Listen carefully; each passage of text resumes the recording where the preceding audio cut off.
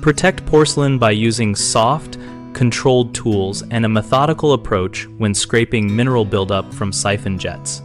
Start by shutting off the water supply and flushing to lower the bowl level so you can access the siphon jets without splashing.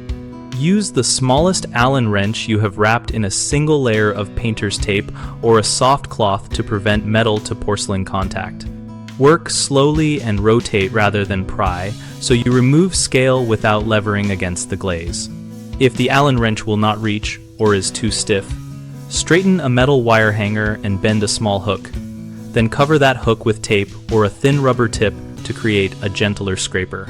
Apply a mild acid rinse such as white vinegar by pouring a cup around the rim and letting it sit for 30 to 60 minutes to soften mineral deposits before mechanical scraping.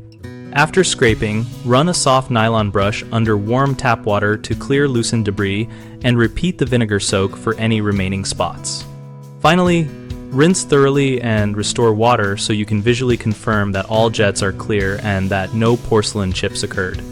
A common mistake is using excessive force with a metal tool, which chips the glaze, so always prefer covered tools and rotational motion. Another issue is skipping a chemical soak and relying solely on scraping, which increases abrasion, so apply a vinegar soak first to reduce mechanical effort. People also try to reach deeply with long, rigid tools and accidentally crack the bowl, so if access is limited, switch to a flexible hooked wire covered in tape and work in short, controlled strokes.